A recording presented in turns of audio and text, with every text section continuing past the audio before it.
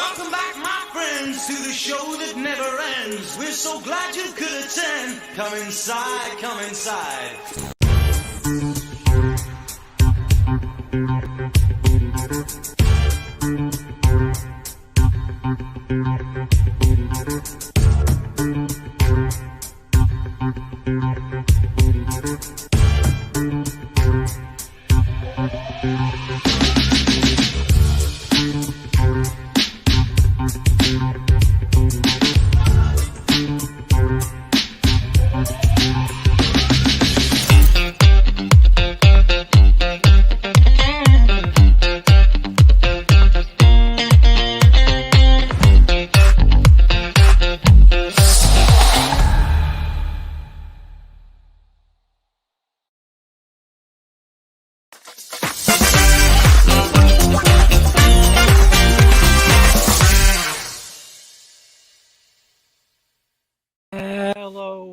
Hello all. Welcome to this November 23rd edition of Show Business. Apologies for the fall start.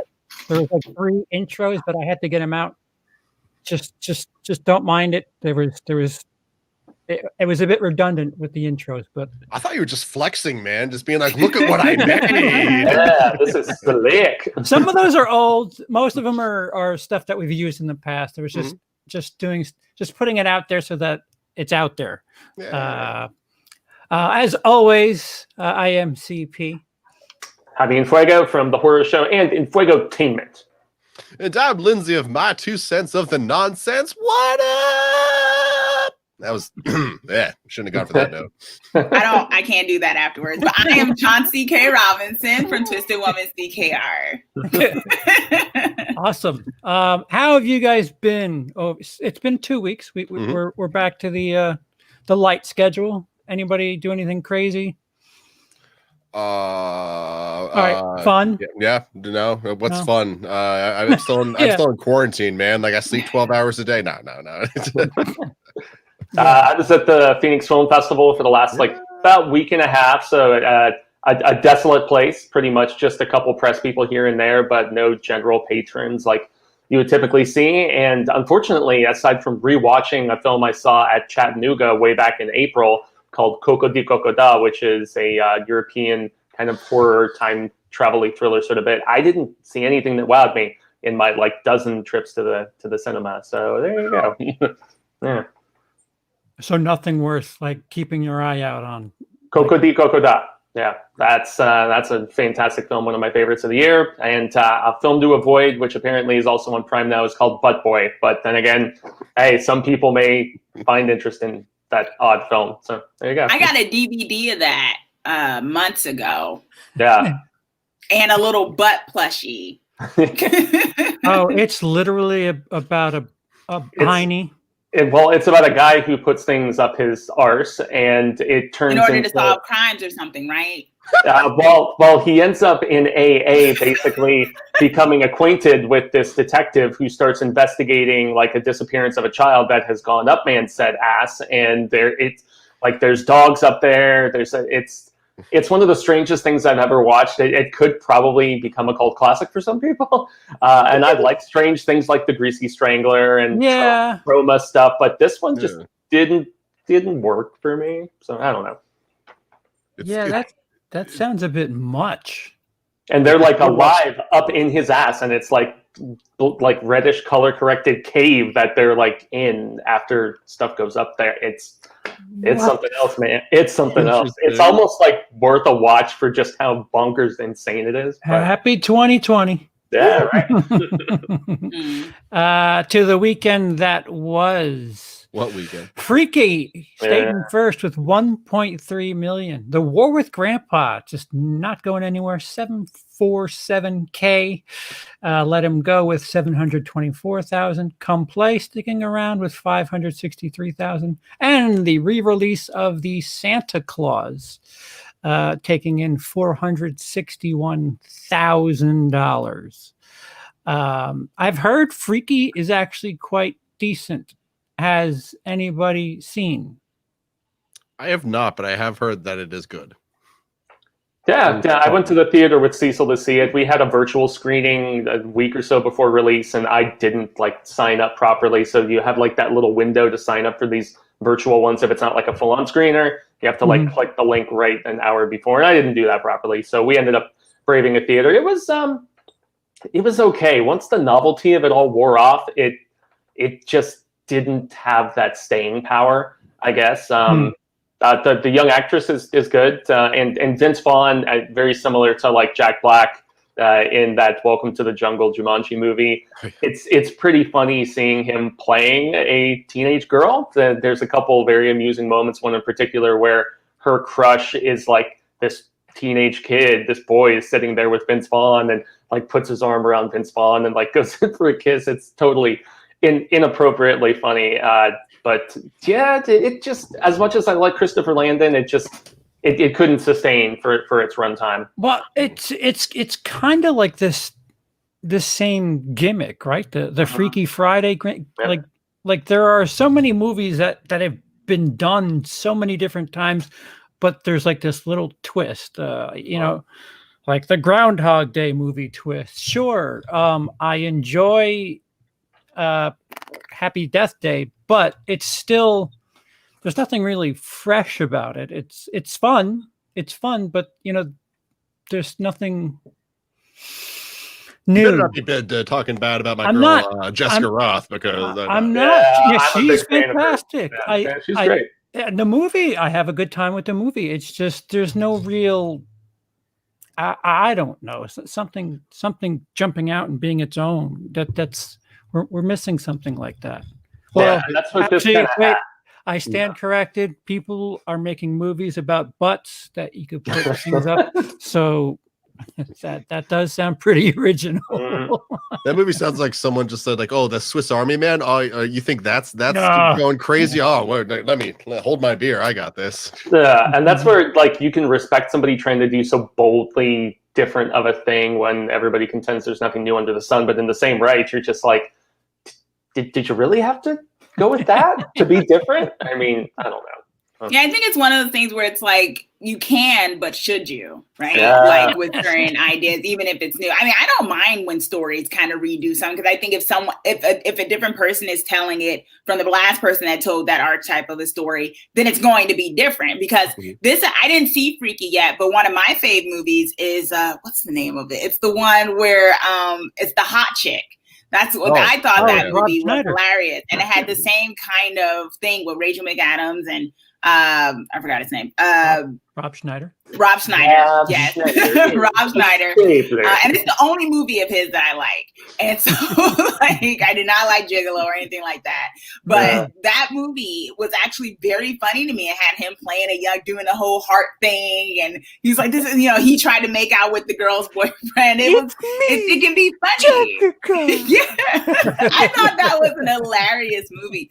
So I was looking forward to Freaky in the sense of it being a horror spin on that. I heard that Vince Vaughn is the highlight of it, though. He's pretty much the biggest draw of it, because all the others kind of, kind of fall into it's been done before or archetypes. I heard one thing, and okay. I was just going to say it has a couple cool kills. I'll give it that. It's nice to see Landon being able to, in comparison with Happy Death Day, where people wanted it to have some carnage and some craziness, especially in the introductory portion, there's some cool kills, one with a wine bottle in particular. So you could tell he was having at least fun with less constraints. One guy, one jar? It involves a wine bottle and going down the throat. That's sort of. Not just Yeah. I was going to say, I've heard some reviewers, very popular reviewers, kind of having an issue with the fact of they called it tokenism of the gay guy and the black girl. And it was kind of one of those things where it was they were just kind of there for the joke of it, whatnot. It was kind of tokenism. It wasn't really fleshed out, their participation. I don't know if I didn't know that was a term. Tokenism? Yeah. Oh yeah, that's totally a term. The token. I mean, South Park. Yeah, Tokenism, South Park. That's where it comes from. Token. Yeah, token. I've heard Yeah. Turkinism, that's a whole other thing. We don't need to. Turkinism. So I wonder, like, for y'all who saw it, did you get that sense that they were kind of there for the joke of it and not really fleshed out characters? They most definitely were, but it felt like it was a very deliberate use of them in that regard. I mean, there's one point where the gay character, he's like acting like he's coming out as being straight, and his mom is like, there's no way that you're straight, and because he's trying to hide his mom from seeing what's really going down with them, trying to capture his friend who has Vince Vaughn's killer in her. I mean, if it's not self-aware, which this movie tries so damn hard to just exude that self-aware meta-ness, I guess maybe it's a little more forgivable. But I'm pretty sure Chris Landon is a gay man himself, and so to write such a stereotypically flamboyant gay character, which is unfortunately kind of what we see most of the time in mainstream Hollywood, is just a little peculiar to me. I was talking with a gay friend of mine about that just the other day. I was like, why is this? And he's like, oh, honey, come on, that's just the way shit is, and we just go with it. So I see it with like creators like Lee Daniels, some of the characters and things he does with black people and things like that, where it's like, dude, what? But it's like, but he's a black gay guy, he can't do, but like, yeah, you can totally fall into that because of what Hollywood pushes people to do. So yeah, I was just wondering about that, because I remember one of the main things of the trailer for Freaky was that joke where the gay character says, he was like, I'm gay and you're black, there's no way we're surviving this movie. And that was kind of funny to me because that plays on the joke of it. But I just wondered if it went beyond that joke, which I think is something really needed for the horror genre, to be more than just the gag site or whatever. It's strange. For better or worse, it feels like the horror genre is a bit more further ahead progressively than other subgenres. I mean, with all this talk about strong females, the slasher genre has been doing that for 40 years. The granted, however you feel about the sex, the violence, all that stuff, the hero 9 times out of 10 is a woman, a white woman. Fair enough. Usually a white woman. You're right, and usually, well, actually, more often than not, if you're gonna keep nitpicking, more often than not, it's mostly just white people. Period. Yeah. And then in the 90s, they started playing into that with who was the comedian? Shit. There was a comedian that said that black people aren't in horror because they're too smart to get caught up in that. And I forgot who the comedian was. It sounds familiar. I fucked it up. The comedian forgot a comedian bit. Well, I mean, even like LL Cool J in Deep Blue Sea, where he's just like, man, brothers never survive situations like this. It's been that self-awareness, at least since the 80s and the 90s. But something I saw recently trending was that a lot of people in the queer community, most notably, the trans sector of stuff, they feel like, even going back to like Psycho, horror, despite having representation, has often shown them in a very negative light. A lot of the time, the excessives, the killers, all these different things, and they think that's not necessarily fair. So, yeah, I was seeing my boyfriend. He actually took a writing class with some professional writers, and one of the things, screenwriters, and one of the things they gave for writing pilots or whatnot, like when you write a script, how like that whole thing that you just said about LL Cool J having to say, oh, when a brother does this, that they usually have to write that in, have to have something written in to denote that person is not white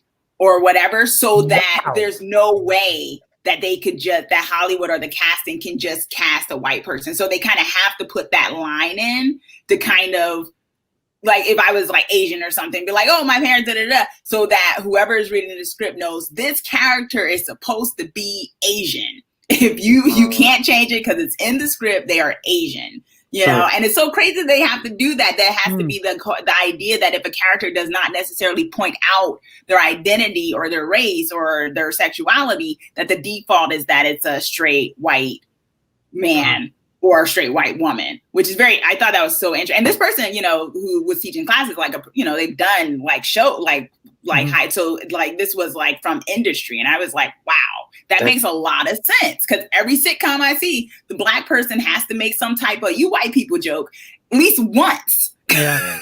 They may not do it ever again. They do it at least once. Mm-hmm. And I'm like, what is that about? You know? Yeah. And I guess it has to be put in. Steering the casting director in a certain like direction. I don't know. Yeah, there's just a bunch of things. I mean, it's a lot of it confuses me. Again, white man, so I really can't pretend to understand half the things that perplex me. But if I were gay and I watched a film where they inserted a flamboyant, what? Nah, I'm just being childish. Sorry. What? Well, let me in on Insert. The joke. If I were gay and just there was a character in the movie that just was gay for the sake of, appeasing me, I wouldn't be pleased with that either, because it's just kind of placating. No. Yeah. I would want, I would want a strong character to look to. There's all these different LGBTQ shit. I'm not. Let me not dig this whole. I'll get back to Emily and that, and then I'll finish that sentence, because I'm not going to get myself in trouble out of just not knowing what the hell to say. But the goal should always be to write strong characters, not right. characters to fill a quota, not characters to check things off on and that's not to say that, someone hasn't said like, oh, we need a blah, blah character in this movie. And then someone hasn't gone on to then write a really good, whichever. So it's probably happened, and we probably have celebrated it without realizing it in the past. But at the same time, we should strive for better than that. We should strive. Like the joke from Not Another Teen Movie. Oh, I'm the token black guy in this movie. Like, that's hilarious. Yeah. No, I 100% agree. But like that shouldn't be the standard. Like we should be like that throwaway joke we should transcend it. In comedy, it should happen. I mean, comedy, you kind of take a mirror and show the audience, look what you're doing. But something like Tangerine. I don't know if any of you have seen Tangerine. It's a movie about trans prostitutes who are. Oh, wait, wasn't that the one that was all on iPhone or something, right? Yes. Great movie, and it just takes place in this prostitute-y part of California, and it was a really good time. It didn't. None of it felt forced. It just so happened that this was the world that we were in, and I never felt strange about it or anything like that. I don't know what my point is. I just feel like they should be telling better stories, and not worrying about the characters. Make the strong character, and then like a character should be strong without any sort of. It's just this gray blob. It's all right. This person, is this. They like that. They do this. All right, now, who's the best for the role? I don't care who it is. What they're acting. Fuck it. You know what I mean. I think it's also. I mean, that's a very that. I totally agree that's the way it should be, but a lot of time, and it happens in casting, right? Like we see when a certain actor gets in, suddenly they're in every other movie. That's because the casting people, right? And I'm sure Lindsay can, talk as an actor. Like when you get with a casting person, they put you in everything, and suddenly they got their favorites, and that's why so-and-so's blowing up. No, there's that one casting guy who really likes them and gets their hands on different projects and puts them in different ones.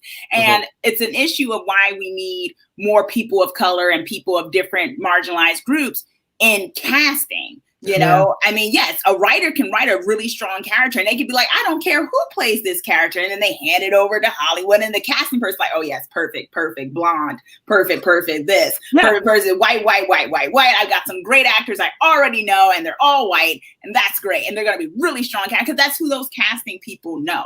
You know, and people don't talk about that a lot. They talk about the producer, they talk about the actor. A lot of time it's the casting and who they think, because what's the casting person supposed to do? They're supposed to put together a mosaic of faces that they think works. That's an art, you know, that's what they're, but if you have it so that the people who are controlling that have a very default view of a certain kind of world, that's who they're going to put on that screen. You know, it doesn't get enough. No one talks about that enough sometimes, I think, you know, but I was just wondering that about Freaky though, because I was interested and I'm still interested in seeing it. I don't really think they're dominating the box office, but what does that really mean now? But like, you know, but I did hear that Vince Vaughn was like the big draw of it, but I wondered about the two other characters where they landed in that. And it's very interesting to hear the discussion around it.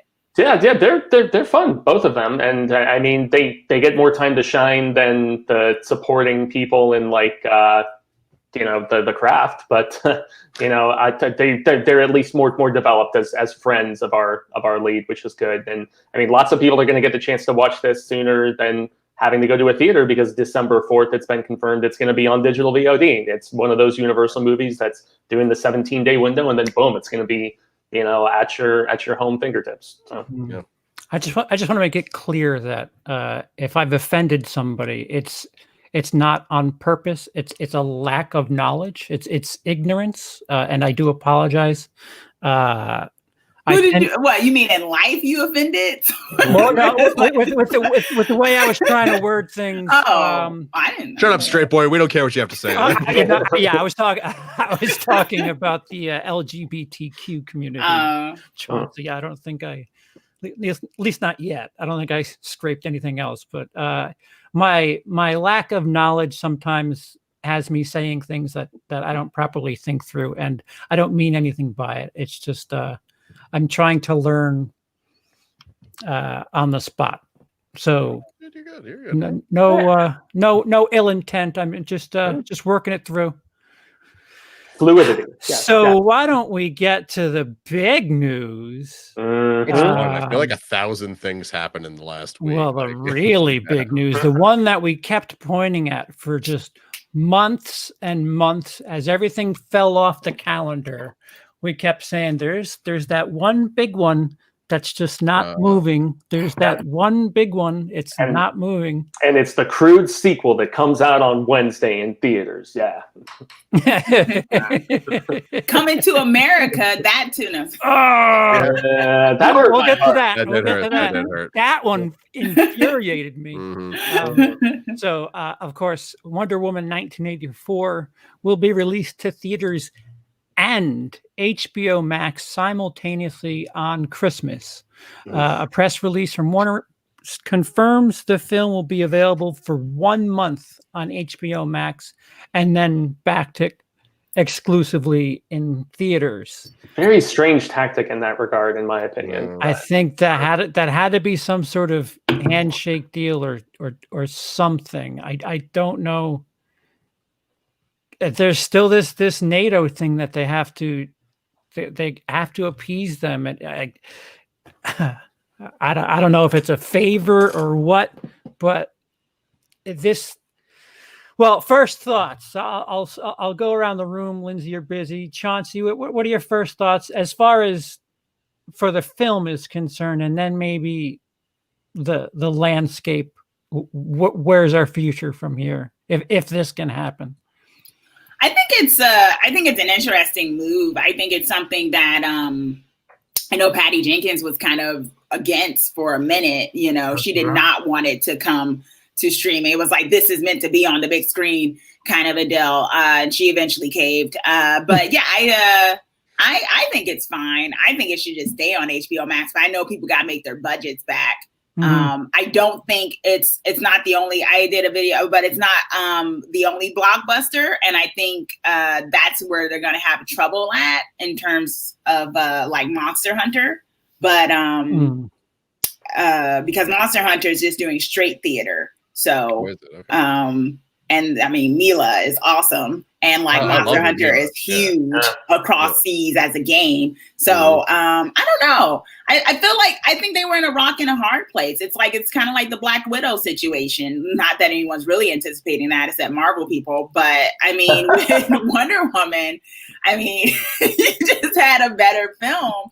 And I feel like they were just kind of like, let's do it now because if we keep getting pushed back, you know, I think it's great it's on HBO Max, but I think they're going to have to count it differently, right? Like people aren't paying for it. So how do you measure a success from that, you know, for 1 month, you know? So, they're going to have a kick in subscriptions. There's no doubt. Oh, for sure. And that's good because I feel like HBO Max is going to be killing it with content in the because they've got a lot of good stuff down the road. They have the Dune Sisterhood coming out. They have a whole bunch. They're leaning into the superhero thing, but more in like more of a dark fantasy kind of way that I think is really good. So I feel like might be, they kind of finagled it to be kind of maybe the the flagship perhaps to get everyone on the HBO Max board. And I think that's a better game plan for the longevity. And I guess we'll get into the terrain of like entertainment, but I think for the longer game, I think this was smart for the longer game for HBO Max. Maybe not for Wonder Woman particularly as a movie, but for the streaming service, I thought it was a boss move. I'm just honestly curious about the fact that you can still do a 7-day trial. And are we going to see like that week, like all the trials go through, everybody watches it, and then they're just like, peace.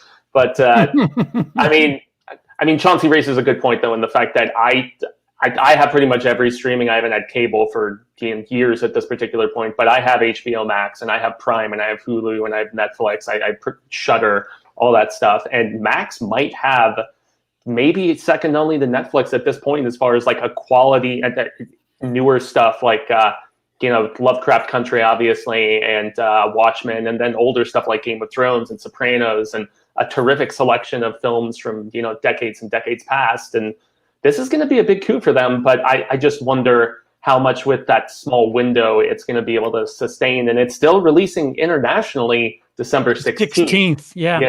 So it's going to be curious to see what the box office ends up being as far as success for this film. So I think internationally it'll do great, where people have their shit a little more under control. Fuego, go ahead and then excuse me, Lindsay, go ahead and then I'll discuss something that the numbers here for the first Wonder Woman. So it actually made $1 billion, so right? Total 821 worldwide, which is pretty good. But it made 412 domestic and 409 international. So it actually made more domestic, but it's actually fairly comparable.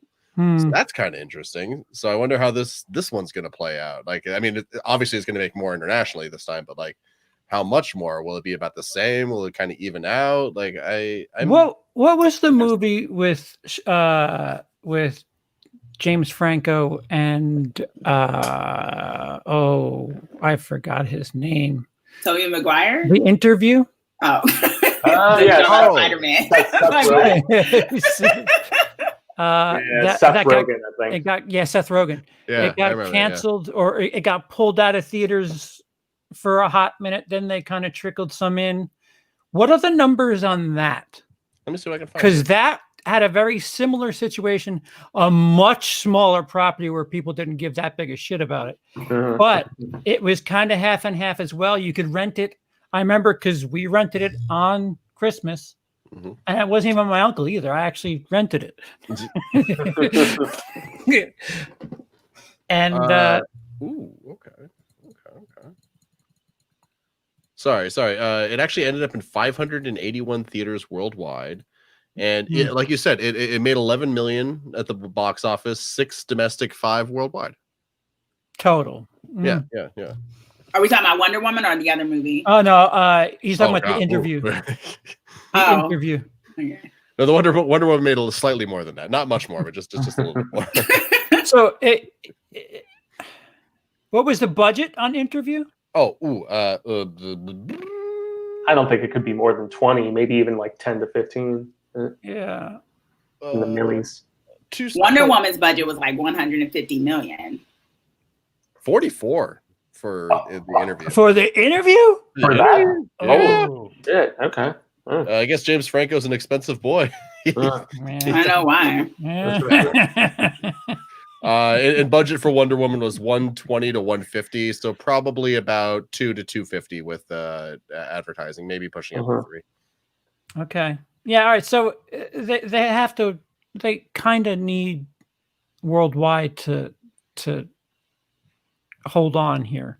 But Wonder Woman is a very American franchise, and I think that's the issue. Yeah. You know, and that's what I was saying about Monster Hunter versus Wonder Woman. I was like, Wonder Woman is, I mean, her original thing is like the stars and stripes and stuff like that. Don't nobody like us overseas that much right now. And I mean, we all know it has those undertones to it. Just like the Superman stuff has those undertones. Wonder Woman has those undertones. And I think that's why it did better. When the first one came, it did better domestically. It did, you know, because it's a superhero movie, but it was still, people responded to it better in the US because of what it is and what she stands for and stuff. And I think going into the way this is coming out, you're hoping to, I don't know, you, I mean, like the world, like the people who are behind this, they're hoping like, oh, well, maybe, you know, because more people can go to theaters. But if they have to choose, they may not choose to go see that, you know, especially if Monster Hunter is coming out at the same time. And they actually know that one because of the franchise being so popular over there.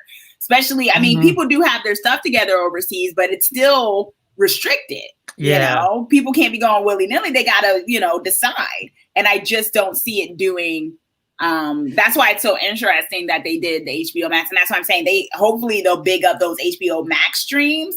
But I don't know. I just don't see it doing so bad. You know, I don't like that these Netflixes and all these places they can keep their little numbers to themselves. I want to know. All right, so 15 million people clicked on it. How many watched start to finish? Yeah, because they counted if they watch for more than 2 minutes, is what I was just reading. Because the Queen's Gambit, that new Anya Taylor-Joy about the girl kicking ass at chess, that was apparently the most watched limited series ever. Whatever. Yeah, it was like 65 million different accounts watched it. So I need to get on that because it was pretty damn good. I reviewed it. It was enjoyable. I mean, I heard it was good. Yeah, you know, some of the longer episodes, because they range from 40 minutes to over an hour in some cases.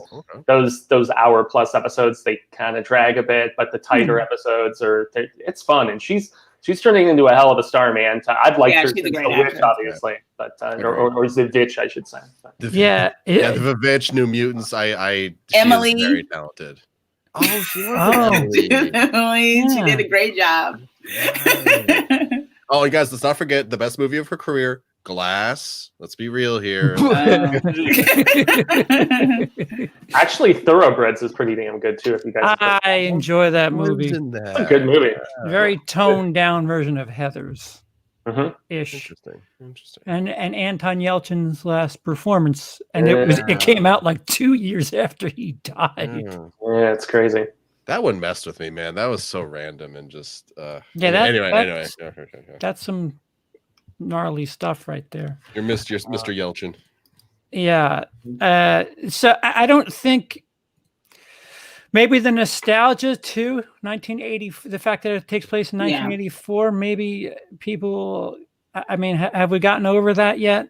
Like, I don't know. Stranger Things, they're like, where's season 4? Well, we can have Wonder Woman in like Stranger Things time and time's over. But oh my God, what if Wonder Woman just runs through the background of one scene of the Stranger Things? And so like we put the Stranger Things verse in the DC verse. And I don't know. The fact that they added Robert Englund for the 4th season of Stranger Things gets me pretty stoked. I am excited for that. That man is a treasure. I stopped after the first season with Stranger Things, but it is exciting about Robert Englund. That's another thing. See, those kids got into casting and then they were everywhere. And I like them. They're okay. But it's just like they got in everything. And then everything felt like Stranger Things. Chapter 1 felt like Stranger Things. Ghostbusters. All felt like a Stranger Things beat. Yeah. My damn Fios commercials has that kid with the lips. I'm like, motherfucker. This guy's everywhere. Yeah. It's casting. I tell you, it's the casting people. They like him. Same way, what's his name got work for all those years, and I guess he still does. Oh my God, what's Suicide Squad, Terminator? Goodness, Jai Courtney. Yeah, Jai Courtney. Like he must have been best friends with like some high-ranking casting because he was just in everything for a few years there. Yeah, that or he might have done some favors. Still a favorite for casting. Yeah. One in the same. That's the person to do the favor for, if you're being real, because that's more than one job. Yeah. We briefly brought it up, but Deadpool 3 is moving ahead with the Molyneux. I don't know if I pronounced that right. The Molyneux sisters, Wendy and Lizzie. They are writer and executive producers of Bob's Burgers. They are scripting the sequel. Ooh, yeah, I did hear about that. Yeah. So for everybody who said that Disney was just going to squish all their R-rated content, nope.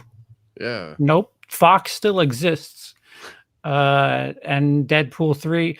Granted, this is just them hiring writers, and I can't tell you how many times writers come and go with projects. I mean, there was what, 13 writing teams for the Freddy vs. Jason movie, so this is only a start.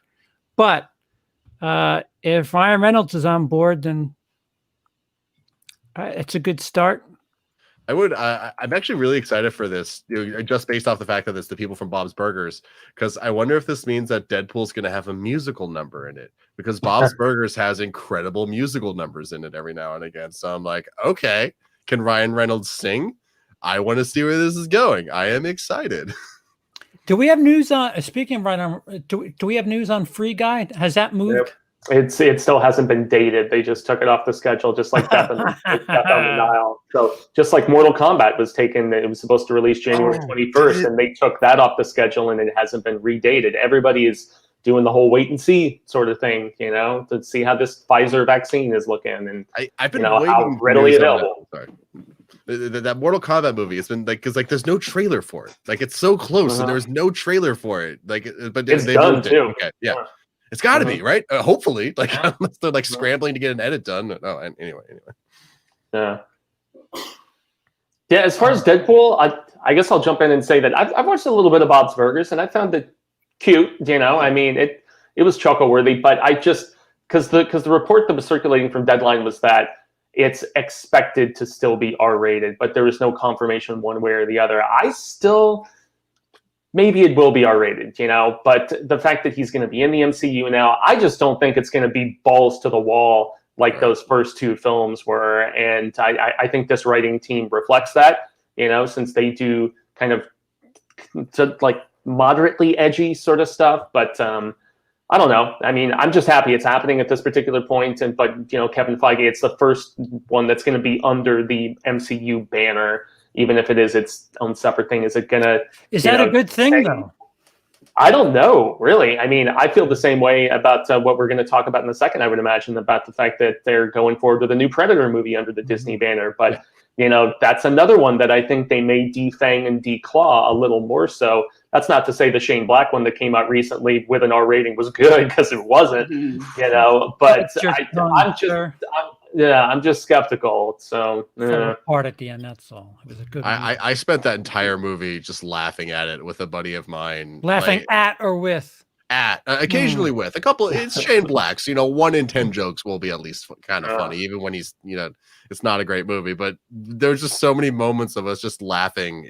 It was a very unique theater experience, but the movie is awful. Yeah, I thought the first two were solid. I thought the first one was better than the second one with Deadpool. Thought the second one kind of descended a little bit into the more silly than usual factor for the first one. But I don't know. I mean, I guess it also depends on the trail, like where they're going with the plot line too. Right. Where else is there to go necessarily? I mean, I think there's things they can do with it, but I mean, I don't know. It's kind of like I like the fact of it being R-rated because he was able to do certain jokes and stuff. But I think if a movie can't be great when you take out the balls to the walls type thing or whatnot, can it, is it a quality movie or did we just like it because it was a raunchy superhero movie? You know what I mean? So it's like, can it have the same impact if it can't, be so graphic and like, like that. And sometimes I did worry about that. Like with the second one, I'm like, am I laughing because this is just, Rosen in your face, or is this like quality necessarily? So I don't know. I don't think it necessarily has. So I like Bob's Burgers, so I'll be fine with the way they do it if it's them behind it. So I just hope they bring H. John Benjamin in to be someone in the movie. Yeah, I was just thinking that. Oh my gosh, his voice is amazing. I just love him as Archer. He's so good. Good. I think like they should just. I mean, if Disney really wants to knock something out of the park, because they do. Like if you think about Disney, Marvel, like all that comic stuff, it's kind of in this weird shoulder shrug area. I mean, even Black Widow is just kind of okay. I think they should go ahead and throw a ton of money at a Deadpool Wolverine movie and just do it. Just do it. Make it happen. Just back that dump truck of cash up to Hugh Jackman's house. Yeah. And just say, we got 3 more of these. How many you need? Yeah. Make it happen. People will love it. You keep that. You could have him play straight while Ryan Reynolds is like all crossing the fourth wall and all that fun shit. It's just they hinted it forever ago when they first made Deadpool. Just do it. Just do it because it's probably what we all need right now. We earned it. Damn. But it wouldn't be Hugh Jackman though. Why? Why not? Well, he's kind of done with it, isn't he? Well, that's what I'm saying. Money talks, bullshit walks. I mean, they do commercials and stuff together, him and Ryan, so they seem like good friends. So he might come back for it, but I don't know. I feel like he might be done. They're flirting so hard. Just get in bed together already and get it over with. Well, yeah, because they've been like teasing on social media. They go back and forth on Twitter about this sort of stuff. I mean. I just thought Hugh Jackman got sick of working out 16 hours a day and only eating 2 chicken breasts every day. But I mean, he was like, "This is too much. I've been doing this for 20 years now, guys. I mean, come on." Yeah. So Daniel Craig didn't want to do Bond anymore, and they said, "How about $75 million?" And I was literally looking for confirmation of that right now. I was like, "Okay, yeah." I mean, they'll find a way. They can do it. Look where they are now with that movie. Like, maybe they should have gotten someone for a little cheaper. Like, I mean, I don't understand when people like dump trunk money into one actor. I mean, it's like, I don't know.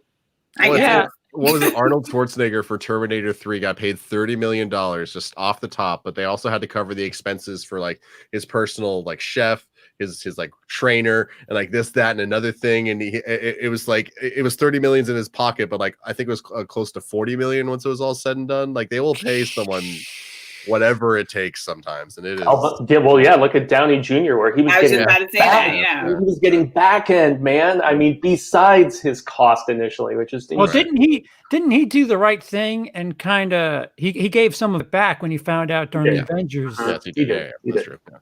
That he was making way more than the rest of them. Oh yeah, Hemsworth especially, who was still like a little pup when everything was starting out. So I wonder because like I know the gold standard for a long time, where like the no one will ever achieve this again was Jack Nicholson in Batman for Joker. Because like he owned like any Batman anything. Jack Nicholson makes a little bit of money off of these days. Like he owns like, some chunk of Batman. I don't know how much the percentage is, but like he managed to negotiate that back then. So I wonder if like. Is that like common now, or is that still like the golden goose of like the top of the hill of deals negotiated? Well, Kate Winslet said that she was offered 2 points on the back end of Titanic in exchange for some money, and she turned it down. Oh, no, Kate. And she said it was worth like $250 million, and she was just like, I really messed up. No one was ready for what that movie became. Growing. Like, what happened? No one was ready for what that movie became. For the record. No one anticipated that. Well, plus she wasn't a household name at that time either, right? She was still doing stuff like Holy That's why you take the point. Creatures, and, so. Even more reason. Get that back end. You hinted it. Let's scrape it. There is a 5th Predator movie being developed with the 10 Cloverfield Lane director, Dan Trachtenberg. I love 10 Cloverfield Lane so much. I do until the last 10 minutes, which they obviously did reshoots to retrofit it into that universe, is at least what I estimate. But everything else is awesome in that movie. I love the bunker aspect and the tension. John Goodman is so good. Mary Elizabeth Winstead, Be Still My Heart. Anyway. Yeah, sure. But I mean, we all went gaga. I mean, you all I don't remember if Chauncey, if you crapped on Predator like the other 2 jerks did, but we all jerk to you. We all kind of went gaga when we found out Shane Black was doing the Predator, and look how that turned out. Yeah. So, and this is now Disney control, and this isn't Fox control. This is Disney control. So maybe less reason to be excited. Well, the reason I got super excited. Sorry, Chauncey was supposed to. I got super excited for the Predator because I love The Nice Guys. That's just one of my favorite movies. Oh yeah. Like, I don't know. I'm not going to try and rank anything right now, but I love The Nice Guys. So coming off and he, right before that, he did Iron Man 3, which I also love. I know it's controversial, but that's one of my favorite Marvel movies. So it's like those 2 back to back, and then he's doing a Predator movie. I'm like, give me all that. And then the movie turned out what it was. But I think it's been pretty much confirmed that was more studio meddling than like Shane Black's fault necessarily. Like, I'm pretty sure I think I read something that at one point Shane just gave up. It's like, oh, you want me to a Predator dog? Sure, yeah, Predator dog. Why not? Oh, 15-foot tall Predator? Yeah, 15-foot tall Predator. Just there's a rumor that he just ambushed the 3rd act. He just said, fuck, whatever, just whatever you want, let's go. I'm the guy studio meddling. Exactly. Gotta love it. Which is why we're getting the Snyder cut. Yes. Oh, black and white, Be Still My Heart. And that's HBO Max as well, right? Yeah. Oh, they're coming hard. HBO Max, they got a lot of great stuff. They revealed the Starfire outfit today for Titan. They're coming hard. They're ready. HBO Max about to. I don't know if it's gonna take over because Netflix is doing big things too. They're building their studio up in Albuquerque and whatnot, and all that with millions and billions of dollars. But HBO, I feel like people have been trying to. I don't know. Maybe it's Apple trying to push that into the media that Apple TV is something, but it's. I don't think. I think it's going to be HBO Max and Netflix that are going to be going because HBO Max has so much that they can pull from and already are pulling from. So they're doing big stuff. I think because they got a lot of properties to work with. So, Disney owns the other half of entertainment. What about them? But I mean, still, like with regards to superhero stuff, I'm gonna just echo chamber what Chauncey said in the fact that I feel like in comparison with the post Endgame slump that Marvel seems to be in right now, DC, as far as superhero shit, has all the momentum going, whether it's for big screen stuff or for small screen things like, Snyder Cut on Max. So there you go. Then you do Patrol, Titans, shit. Come on. Yeah, they've got the buzz around it. I mean, I think Disney Plus, they of course, they're a powerhouse. It's a powerhouse. They got stuff. Right. I mean, but you had the Snyder Cut and Wonder Woman, and they released the trailer for Godmothered, and it's like, I mean, that's okay. I mean, that just shows like they don't got nothing right now. But they got this little guy here, Yeah, I mean, Mandalorian, that's a thing, and that's and they do have that stuff to kind of lean on. But I think in terms of the buzz for the like people who aren't like maybe necessarily loyalist to certain things and just are kind of like, I want to get to something that has some interesting new shows and stuff, it's going to be Netflix continued, I think, and also HBO Max. I think they're going to have a lot of stuff that's going to draw people in, whether you're a DC head or not. I think they're going to be able to do it. So I think that's what we'll be seeing. I mean, and you have Disney having to deal with their whole timeline's messed up right now. Like you know how they do everything. This is the one time where DC being so discombobulated with what's connected to what actually has worked for them, because they don't have to worry about certain things coming out messing with something else necessarily. While Marvel, all of their movies, which everyone, loved, which was like, oh, one movie would lead to the next, the ending credits would go. So you can't even go out of order with these movies. Like, you have to do it in a certain order, which is why Black Widow's going back. They're going ahead with Black Panther, but who knows how they're doing that, because we don't know what they're going to do about Chadwick, because they're starting to film next month. And it's like, okay, so is it going to go to Shuri? Yeah, they're starting to film next month. And it's like, are they recasting him? Is it going to be? And there's a debate around that. They scripted it yet? How about that? They're filming it. They probably already, they plan in advance. I'll give them that. Marvel has this stuff planned. That's why they have a timeline of who's going to go when, because things run into each other. So they probably knew where they were going, but it's like, well, how do you do that without Chadwick now? So they've got a lot of maneuvering they have to do now. Perhaps, Chadwick knew he was sick for a while. Maybe he got. Maybe they had to, Yeah, and that's probably what they worked, the contingency plan. Sure. But then there's the debate around it, right? Which is like, someone had said online, they were like, well, we've replaced Batmans and Supermans all the time. Why can't we replace a Black Panther? But it's like, it's kind of a different thing. It's kind of a different kind of mood around that, because Black Panther it was a monumental thing when it came out, it like broke records and everything, Oscar nomination. Like, it was, pretty big. And it's like, to then turn, I wouldn't want to be the actor who has to come after that. I wouldn't want to be the person who's supposed to be Chadwick. They got to give it to the sister.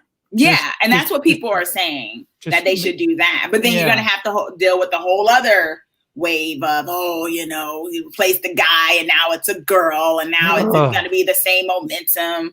There's just so much that they're having to deal with. And I think that's where HBO Max and DC have a little bit of the edge, because they're not dealing with that necessarily for their properties, because it actually worked in their favor. They didn't plan it out well. Yeah. Because now they're just like, well, let's do this movie instead.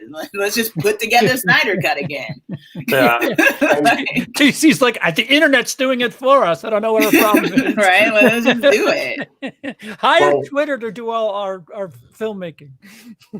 Yeah, one thing they at least debunked this past week, which was reassuring to me, is they said they're not going to do a CG Chadwick and just have that sort of stand-in, because they were rumors swirling that that's how they were going to address the situation. So now everybody is wondering, because they haven't confirmed or denied. There was just the only other news was who they were eyeing to be the villain. Well, you know what? They said the same thing about Carrie Fisher, that she was done, and then they still, in episode 9, they still squoze her face onto some poor lady's body, and she was still in scenes.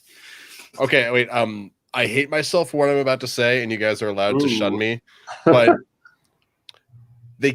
90% of the Carrie Fisher stuff in Rise of Skywalker was just deleted scenes from Force Awakens. So I'm not saying it's good.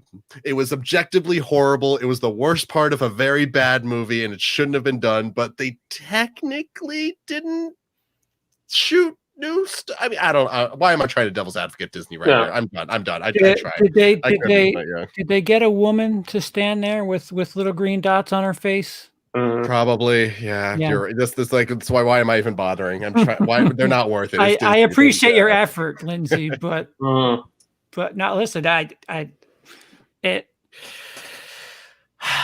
fucked that up so hard. Yes, they did. Yes, they did. Yeah, and unfortunately, because of the fact that Carrie passed, we didn't end up getting Colin Trevor as original Vision. He lost his job because of it, and now we have Rise of Skywalker instead. So go figure. For the record, before we get too far away from Chadwick, I read a bit of a review for Ma Rainey's Black Bottom this week, and apparently he's just incredible in that movie. And I cannot. I'm sad because it'll be the last time we see him, but that's going to be a hell of a movie to go out on. I can't. There's already buzz about second posthumous Oscar, for somebody. Oh, wow. Yeah. Can't wait to see it. Yeah, I could see that. So, thank you, Trashed Picture. They're all saying in the chat, Shuri. Wait, let me. Where are you? Do like a combo of like Shuri and like Lupita Nyong'o's character. Have the two of them do it. Right. Well, She's apparently Shuri took the mantle of Black Panther in the comics. Yeah, she takes it in the comics. Yeah. It's not for like the permanent time. She does it for a short time, and then she does her own thing later. But she does take it. Yeah, I mean, if they need to make a movie now, I guess it's the best way you can. I think people be more forgiving of it, you know. Yeah. Especially because it was like set up in the first one with Shuri, because like she's got those little hand cannons, and like she's like, "Come here, not Black Panther, who my brother, I'm gonna beat you up." It's like, so she's got that feisty like go get him attitude, so she can totally be a superhero. It's just so fluid. I mean, anyway. Other news that is kind of bizarre, if you ask me. Cineworld, who's the second largest distributor. Excuse me, not distributor. That is typed wrong. They're the second largest theater chain in the world. They secured a new debt facility of $450 million, totaling $750 million, in anticipation of business turning around. They had mulled bankruptcy just a couple of weeks ago. So anybody want to buy some stock in movie theaters right now? Because does anybody think that's smart? Well, I think it's the idea that, like in the article I read, they were saying that they're hoping they won't be any later than May in terms of people being able to go to theaters again. And what is that, 6 months from now? Yeah. I think that's optimistic, but there is an idea for a vaccine, right? So that may start getting distributed by January. So I think it's really, maybe they know something we don't, I don't know, but it's like, it's the idea of if the vaccine gets distributed well enough early on in the year, you might have more. I mean, we have theaters open right now and it's totally not safe. So I would think that, if we got a vaccine and people could bank on that, you're going to have even more of them open. Now, the question is whether the general public's going to head back. That's the real question. And I think that's going to take longer. But I think they'll definitely, if we got a vaccine, for sure, they'd be opening back up in May. Yeah, I think with stuff like this Wonder Woman thing happening, with these tiny little projects that are, getting these what if releases at home, I think one of them might catch on and people might get smart enough and think, wow, I don't need to, brave the parking lot, all that food, and which is movie theaters. All they really care about is selling food to you. Make no mistake, they're a concession stand. I think if something like Wonder Woman catches on and people like it and figure out, holy shit, I don't really need to go to movie theaters. Some people will prefer this new option. And again, with that Universal deal with the 17 days now, I don't think theaters are going to be the juggernauts they were. I with a 2.5 week span to make all your money. I don't think it's going to be the same. Even if it does rebound, I don't think movie theaters are going to be what they were 10 years ago. I don't think you're going to get a $1 billion film unless it's somehow, I don't know, not part of that 17-day thing, you're going to have to reinvent something. They're going to need to adjust. They're going to for the longest time, and, you know, this is most of capitalism. You know, the goal is we need to make more money than we made last year. We need to, our investors need to have more cash coming to them from us than they had the previous year. And you're not going to really be able to justify that mindset, at least not for a while, in a lot of the economic spheres, especially in movie theaters, as it's going to be a slow trickle. And eventually, you know, it'll be like a full blast from a hose of people going into theaters. But the question is, will they make that change? Will they adapt with the times like that? Or will they just say, like, we're making less money right now than we did last year. Sorry, we're out. And in which case, you know, movie theaters will be in trouble. Yeah. From the investor stock market standpoint. Well, I mean, of which I am an expert. Well, I mean, they were talking bankruptcy a month ago, right. And now they doubled their debt. So in a month, oh my God, that's okay. Yeah, I hadn't thought about that. There's, you know, it's not even the winter really yet, and they're saying it's going to get a lot worse before it gets better as far as health is concerned. Mm-hmm. I don't understand this.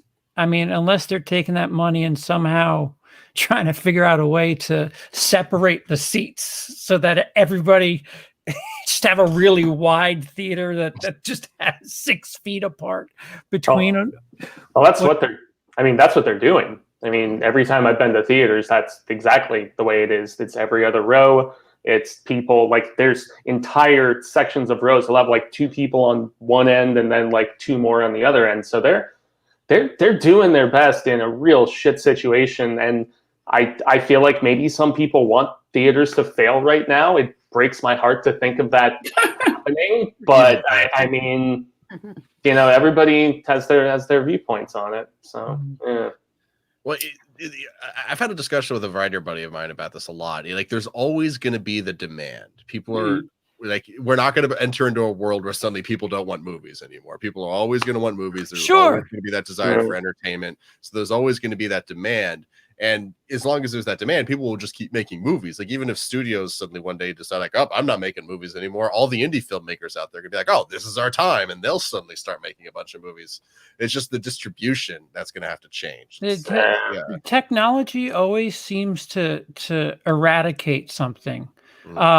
If you need to make a phone call and you're out on the street, and if you don't have a cell phone on you, how do you get in touch with somebody on the street? Carrier pigeon. Yeah. Well, if it were 20 years ago, how would you get in touch with somebody? A payphone, but those don't exist anymore. That's right. So I mean, payphones, drive-in movie theaters, that, you know, there's these things that, you know, payphones do still exist. They're just a lot harder to find. Theaters, I think, you know, they're not going to die outright. That's impossible. The smaller places are done. The mom and pops, there's no way they're going to be able to maintain this, even if it were to magically turn around on January 1st. I don't know if they can rebound from this. The 1-year plague we had in 2021 is just gone. But it's going to change, and there's probably something that will take up that space, and we don't even know what it is yet. Yeah, maybe VR, where you're inside the movie. Yeah, I feel like that'd be the one thing that could maybe. I don't know. I don't feel like people are ever gonna. I mean, maybe the ones that are out now, like the mom and pops, might have to shut down, but someone else is gonna open up a small theater if they ever get it, because people like still going. I mean, right now, people do like watching movies in their house. I mean, that's why Netflix is as popular as it is. But I do think there is, and we talked about it before, there is that sort of, you know, watching it on the big screen, going with a group of friends to a public place, hanging out, things like that, that I don't think is going to stop necessarily. I mean, people like drinking in their homes, but they still go to bars, you know, and those are closing down, but someone's going to open up a new one. So I don't think it's necessarily, I think it's more so what are some of these cinemas going to do to entice people again to want to go back to certain and to have that experience aside from just, I can hang out with my friends, because people have been, I mean, that's why Netflix was able to come up, because people had problems with how overpriced popcorn is at the theater. And, you have a family or something, you're already paying $200 to take you and your kids. So people stopped wanting to do that after a bit, So they're going to have to rework the way they entice people. And I think the first marketing thing is going to be like, freedom. Don't you want to return back to coming out with your friends? And they'll be able to lean on that for a little while, I think. I also think that there's going to have to be, like, everybody's going to have to come to the table, because NATO was held over the fire by Universal with that 17-day deal. I think they're going to have to get Disney to the table and be like, listen, there's 20 screens. You cannot have 15 of them. We need diversity in film here. People are going to come back, but we got to give them choices. We have so many screens, yet you have this contract that is just we can't meet this and stay in business. Disney's got to I don't know. They've got to play ball a little bit too. Oh, 100% agreed. Like for years, Disney has just been the bane, but also the boon of so many theater chains all over the place. Like I've got friends in Oregon that work for the movie theaters, and they would just talk about how, I think it was during The Last Jedi, Disney wanted a higher percentage of the ticket split than they normally did.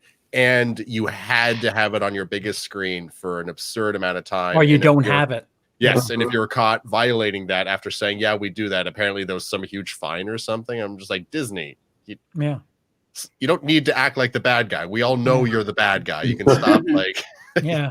They're not going to be able to do that as much now that there's, like, they were doing that because of Star Wars and the Avengers type thing. They don't have that pull anymore. There's going to be bigger movies coming out unless they build another franchise, which is why I think they're moving ahead with, trying to get some of these movies out and done. But they've also been Disney even has been, focusing a lot on their Disney Plus on their own streaming. WandaVision's coming out.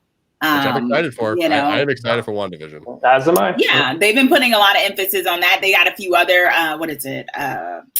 Falcon and Winter Soldier. Yeah. Winter Soldier. They're putting a lot of emphasis on that too, but it's not, big screen. But maybe because Disney doesn't think we'll be heading back to the big screen in a big way for some time. So. Yeah, that's why they reappropriated all of that money towards, Disney Plus developmental content. That's why, as opposed to a new Star Wars film being close up, we've got Mandalorian, we've got the, 2 or 3 other series that they're working on between Obi-Wan and a few other stuff. So yeah, they kind of know where the industry is shifting towards. I'm just sad about how, this has gone with the cinematic experience. There's also this big glaring thing that.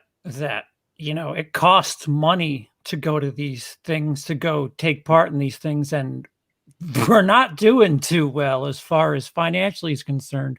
Like, I know when it comes to our decisions for entertainment, it's what will we use for the month, and what are we going to watch? What are we going to avoid? What are we going to call the uncle about?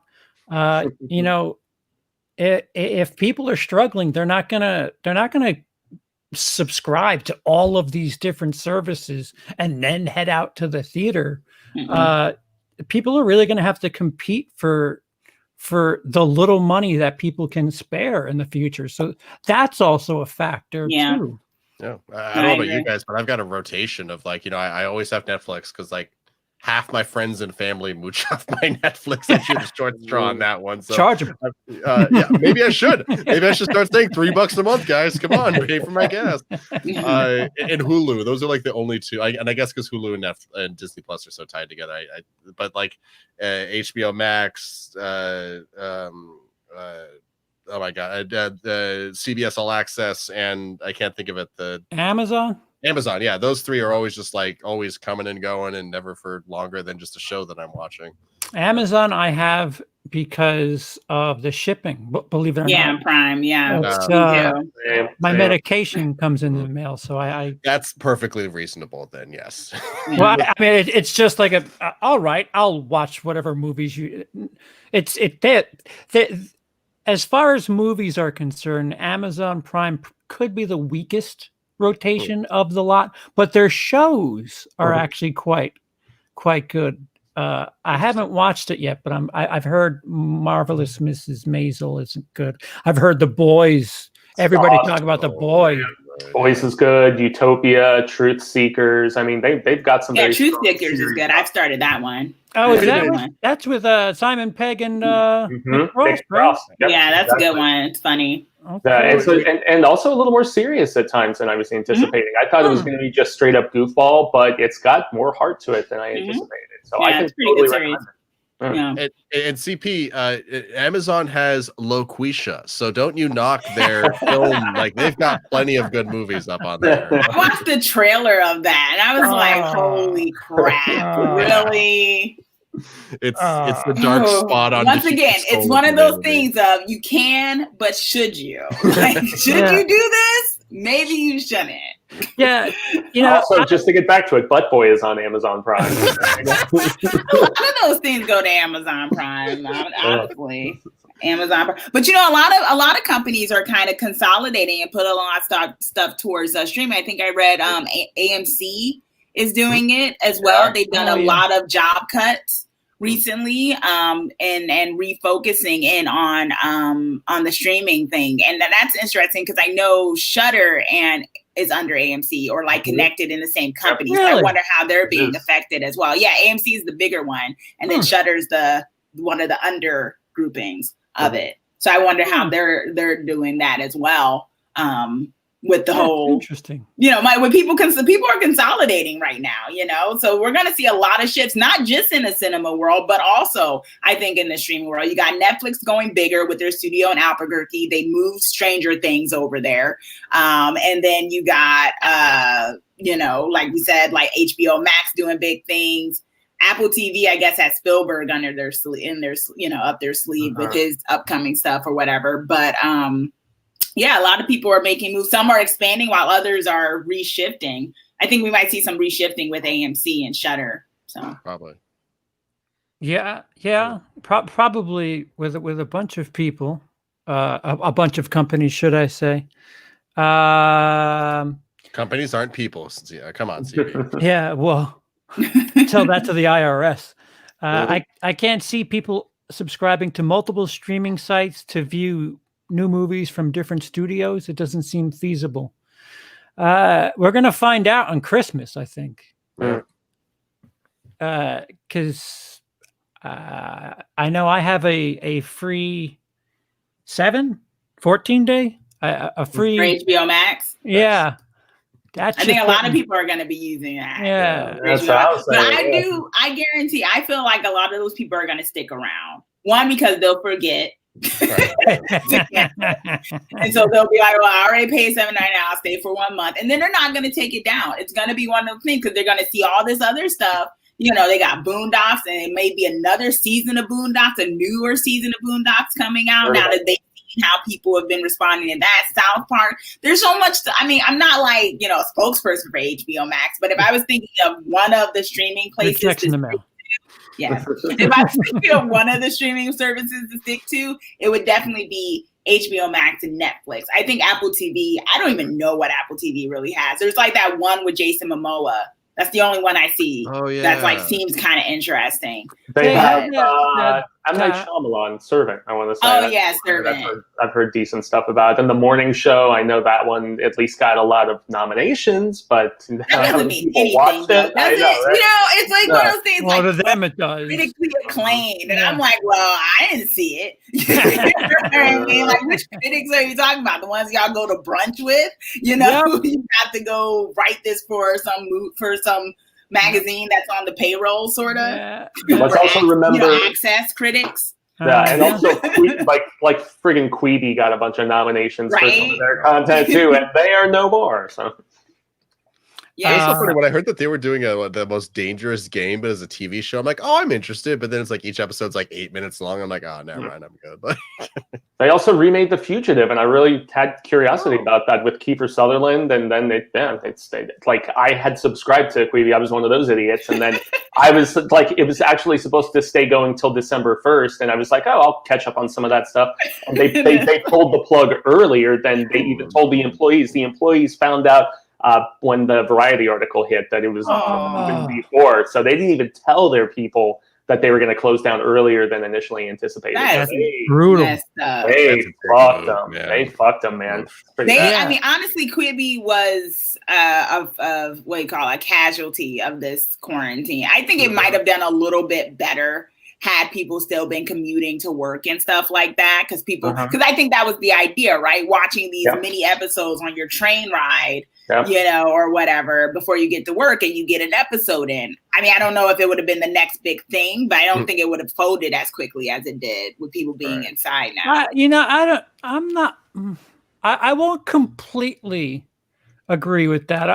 I'll give you some there, but you know, if people wanted to watch something that was short, you know, they could take their phone with them to the bathroom for personal time and watch it while they get rid of their fibers. So I don't know if you know, a lack of travel doomed that platform. Well, that's true, because people watch YouTube shows still all the time, as we know. You know, and a lot of YouTube shows aren't like 25 minutes. A lot of them are like 10-minute videos, and those get watched and stuff. So I guess that's true.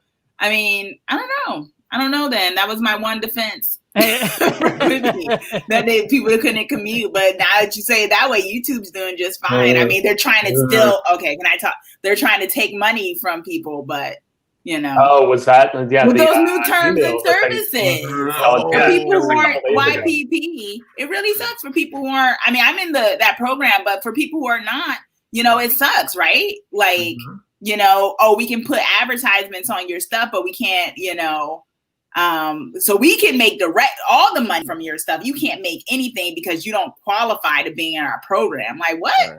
What is that? That's labor. That's labor theft.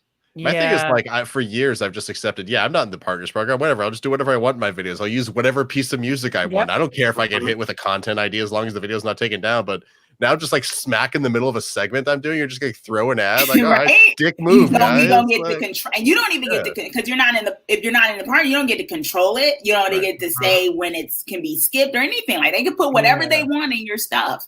You know.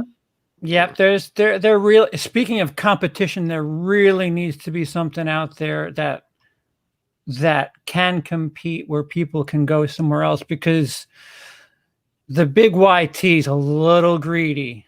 They take a mobster's amount out of, whether it be a super chat, your money, commercials, all that shit. Twitch. I have no presence on Twitch, but Twitch, you know, pound for pound, I do much better on Twitch than I do on YouTube. And it's just like, that doesn't make any sense. But interesting. This is where, if you guys are fans of, you know, content creators on YouTube, make sure to find out if they have a Patreon. And Patreon, they take a slice too, but it's not quite as messy as YouTube. Yeah, YouTube, not YouTube. Sorry, Patreon really does seem to be have the backs of their creators. Which is so cool.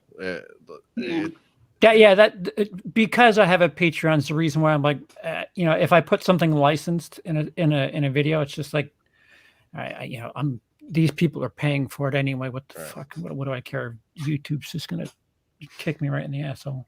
You know what we need to do? We need to make an OnlyFans for content creators. Like an OnlyTuber. That's Patreon, right? That's Patreon. But hey guys, I wanted to make an OnlyFans joke. All right, God. All right. Okay. But you know, YouTube tried to do that thing with this membership thing that they started rolling out, which is it's pretty much Patreon, right? Like, people can join as members, and you have a tier system and all that.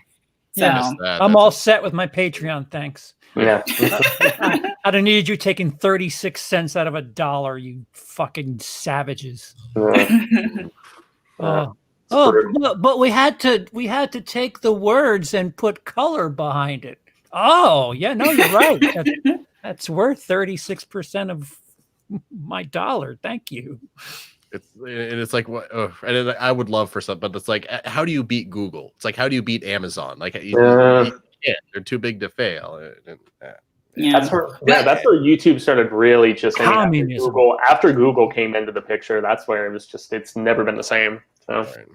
Well, we have to, public, all of these things, just the same thing with the social media. Now you have Twitter, not Twitter's, Facebook's competition, unfortunately, is this thing called Parler, which is like this right-wing Facebook. But then I heard that there was a left-wing Facebook called, what was the name of the left-wing Facebook? Something, what was it? No, it was something like that, though. Oh, is it? Oh, I was kidding. It was Liker. It was Liker. That's what it was called. It was called Liker. That was and I'm like, I don't want to be on either of these places, first and foremost, because you got people whining over here and people wanting to shoot me dead over here. So it's just like I'm gonna stick in the middle on regular Facebook.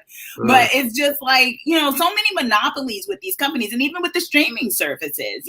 Like we all wanted to cut the cord on cable, and now it's like we all got cable packages pretty much again. If you add up the way this stuff is, they're just all separate. Yeah, the way this is going, I mean, we're all gonna have cable bills again. It's crazy how much these companies are able to just, You can cater to yourself. You can cater to what you want, but at the same time, it's healthy to be disagreed with. It's healthy to hear another side of an opinion. Agreed. Because disagree. No, it's like because if you get yourself stuck in this echo chamber, all you do is just you poison your brain with the things that only you want, and sometimes what you want probably isn't the best thing and or right. And with all of these like super caterizing platforms, it's dangerous. It's very dangerous. Listen, I don't like leaving the house. I genuinely have agoraphobia, but I go get milk. I take an anxiety pill. It sucks ass, but it has to be done. You cannot go through life just. Well, CP, you can go to the store for more than just milk, right? Like they can do like a whole shopping run. Listen, it's Walmart. I'm spending as little time as humanly possible in that fucking place. Fair enough. No, I agree. I think it's a whole thing about what we are subjected to, right? When it comes to, and that's one of the things. I don't know I think Netflix has an algorithm too, where they only start to recommend, you have to really go through stuff to really see, because Netflix starts recommending to you, what they think you should look at based off of what you already have watched. And then suddenly the only thing you see is the stuff you would see. So you don't discover things, which is why we need, critics and things like that to tell people. Well, that's why critics have to go out of their comfort zone at times. I mean, I watched Poultry Guys for the first time ever. And I mean, that was totally out of my comfort zone. And, but I did it because I was like, all right, gotta look at different stuff. But we are and I think that's one of the things for for theaters too, because sometimes you do, you go to an experience, your friends want to see something that you would never maybe click on yourself when you are on a couch. And you end up going somewhere and you watch it and you're like, I've seen a couple of movies that I would never have clicked on myself had I been home because a friend wanted to go see it. And we were at the theater, so I'm not going to say there's a moral imperative for the theater corporations, but there is a thing to keep that space alive for people. I think I think that is a thing. Yeah. And I'll also say, I think it's good that Netflix is showing the top 10 US whatever stuff anymore, because that does break you from the sort of stuff you typically are like, oh, I'd like that, and that's what I've watched before, so it's going to recommend what would be the norm for your taste. But if you're like, oh, top 10 is either, Queen's Gambit or His House or, whatever it may be, then people can be like, oh, well, if all these other people are watching it, maybe there is some merit to its quality. And so they'll seek something that they wouldn't normally. So I don't even trust their top 10 though, because their stuff be coming out and all of a sudden I'm like, no, you want me to watch that. This is a self-fulfilling prophecy. It's not top 10. You just want everyone to think it's top 10. So people think, oh, it's top 10. Let me watch this. Yeah. Same thing. I mean, I think Queen's Gambit is probably a very good, I've been wanting to catch it myself, but I do think some of the media of, oh, it's our most watched. And it's like, people have been making jokes like, oh, how's Queen Gambit? I don't know. It's this like, no one, it's like, fear of missing out. Yeah, you want to be, the water cooler talk. You don't want to. Yeah. You don't want to be the person who doesn't know what everybody else is talking about. Same thing with Avengers. All of that. Yeah. Yeah. Man, can you imagine a world where like Avengers didn't do very good? Oh, I guess something just popped into my head. But like the first Avengers just like flopped, and like all the movies after that just like didn't happen. We would have had the Avengers cut. Like we have the Snyder cut. That is exactly what it would have happened. They would have brought in that happened with us over here in the DC land. Yeah, the turmoil we had to go through. Yeah, so they said that Joss Whedon's Avengers was too goofy. Let's bring in Zack Snyder and get some of that Man of Steel flavor for it and see how it turns out.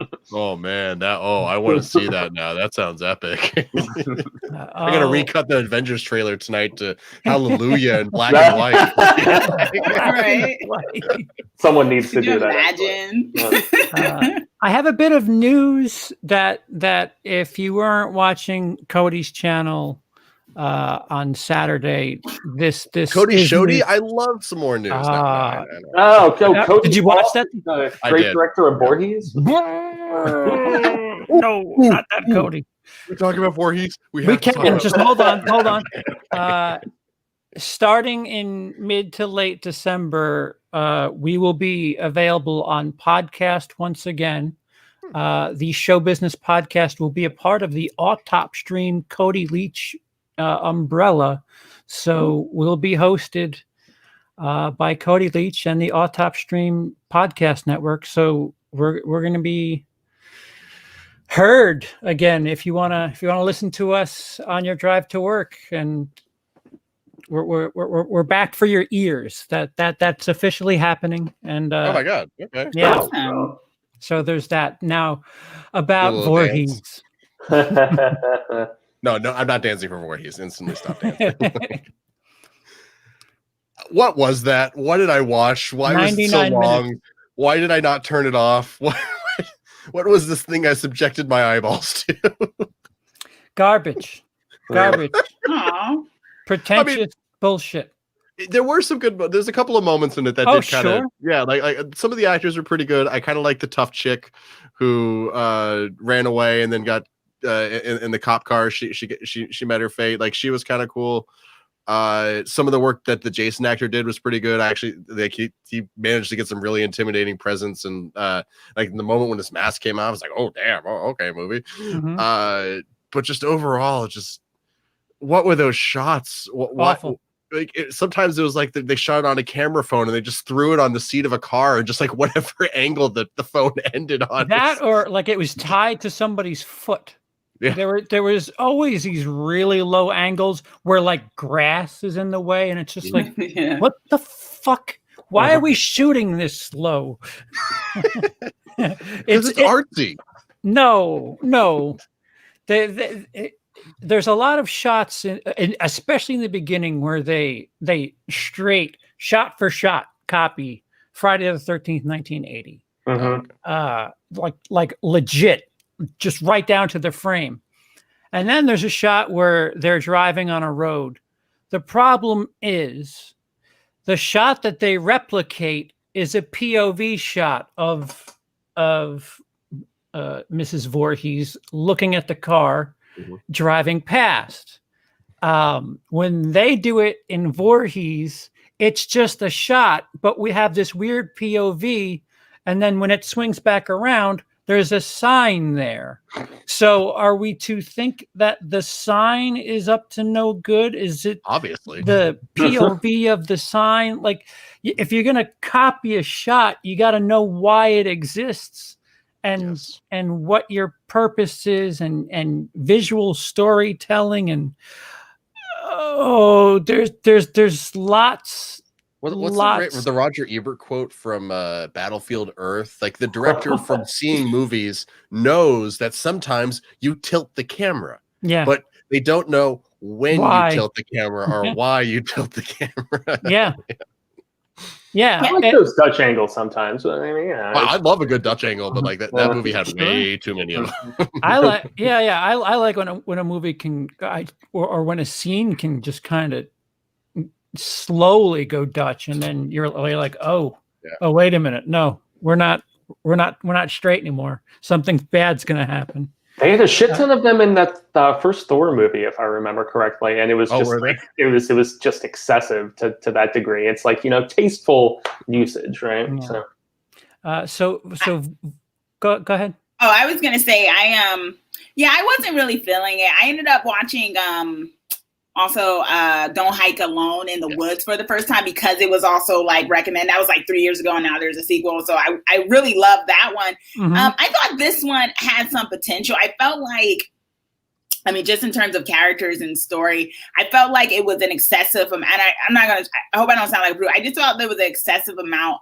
I don't mind, like I'm precursing to say I like Quentin Tarantino where everyone curses a lot of time because it makes sense. And I felt like people were cursing so much in this movie and it just wasn't earned. Like, people were like, let me say ish and da-da-da-da-da to show that I'm a bad biker. You're talking about Voorhees. Yeah, Voorhees. Yeah, it's like a Rob Zombie movie. Where it's like it's really trying to do that kind of thing. And I thought, it took, and my boyfriend and I, we like timed it. It took about 40 minutes, like maybe 30, maybe 20 to 30 minutes before Jason actually showed up at all, or any kind of inkling towards Jason at all. And I was like, that's too long. Yeah. You're not supposed to go that long in a Friday the 13th movie without some type of reference of him getting electrocuted in the water to come out. There was no explanation of why he came out of the water. Somebody got stabbed in the neck and then he he sensed the blood. Like, that's not a thing. You know what I mean? Nothing was explained neither. It was just it wasn't explained why suddenly he came out. Not that it always has to be explained, because in Nobody Hikes Alone in the Wood, it seemed like he was just hanging out there too, but he was already out of the lake, and we didn't care because that was just well done, But like, I think with something like this, it's like, well, you should probably explain why he's coming out of the water, because if he's always been around, why is he hanging in the water? If he's just been around, he could be in a hut somewhere. You know what I mean? Like, does he breathe underwater? Like, he's not the lady of the lake. You know what I mean? Like, Jason isn't the lady of the lake where every night he goes back down into the water. If he's awake, he's not hanging in the lake. He actually hates the lake because he drowned in it. Yeah. You know what I mean? So there's no reason for him to be hanging in the lake purposefully. Like, that's how you beat him and you put him back there. So it just didn't make any, I just was like, okay, if this person is a Friday the 13th fan, cool. But I also felt like maybe this was like, maybe they had a different kind of script, and it was like, to get eyes on this, let's put Jason in it, if it makes sense, as opposed to it being. Yeah. They just had this big heist movie. I'm talking of it as someone who wasn't part of any of fundraising or anything like that. I just came into it as a movie watcher who loves Friday the 13th, loves it, and I was just like, as a fan, I didn't get that vibe from this movie. I thought it was like, I felt like Jason was a secondary character, and Jason should never really feel like a secondary character in that sense of getting the action to go forward, if that makes sense. Yeah. There's that, and everything. The exposition in that movie is so heavy. The bank heist, the guy gets shot. Reservoir Dogs. Somebody keeps saying, Reservoir Dogs, they didn't show you. Yes, they did. Too. They showed you in the third act how shit went south. Don't give me that Reservoir Dogs didn't show you shit, because they did show you in Reservoir Dogs. Yeah. Anyway, it's like, when's the last time you watched Reservoir Dogs? Yeah. Some of the structuring. I mean, we were critical of pacing, of acting, of scripting. And I was all for trying to do something drastically different as opposed to, okay, camp counselors again. That's why for Jason Takes Manhattan, it was a great concept. They just didn't even have him in Manhattan, really, And so, Jason takes the boat. Yeah, so like this was a similar sort of situation where it had an interesting premise, and I thought that was cool, but the execution was just so poor in that regard. And yet after that, and this is shout out to Cody Leach and the fact that we were expressing, Cecil specifically, some frustration about the fact that we had helped cover and spread buzz about this movie for years now. And then when we were critical of aspects of it, quite a few of them, to be fair, it was just like, oh, well, the response we got from the director was, well, it's a fan film. And we're like, okay, but do you not want an honest opinion? Do you want to be in that echo chamber that you were just describing, CP, where you only have brown nosers that are going to just as opposed to giving constructive criticism that can elevate your craft and your art for further, just undertakings and stuff. Yeah. It get better as opposed to saying the same. To anybody that wants to create something, whether it be a song, a video, artwork, something like that, and if it's just for you, that's fine. Then you can kind of protect it a little bit. But if you're going to put it on YouTube, and most toxic, the second, Twitter's the first, the second most toxic website on the internet, and you're going to spoon feed yourself the compliments, then you better be ready for that side helping of I didn't like this, because you can't cherry pick the things that you want. If it sucks, listen to it and fix it, or just listen to it and be like, okay, I'm sorry you feel that way. I see what you mean, or you don't have to take everybody at gold, because some people don't know what the fuck they're talking about. And some people could be haters. That's true. There's a thing of haters. I guess my question is also not question, but I guess it also depends if it was just a passion project and stuff like that. But I think if you ask for people to give you money for it, that's a little different, because you had people who you are giving this product to as well, giving you money, and it's like, that's a little different. If it was like, I just, I put together some money on my own and I put this out and you guys are hating, oh my gosh, it's just because I just love, but it's like, okay, but we gave you money for something that you told us was going to be, something we'd also like, and we're telling you that we did not. So it also goes to the weird thing, you talked about it too, where does the fan film come from? Am I funding, because it's also like, if the goal is also to do a fan film because you want to be noticed by Hollywood too, then you should take the criticism as well, because it's like, well, if you want this to go just beyond your passion project, then this is one of those things where you wanted someone else to notice you, well, you should probably listen to people telling you there's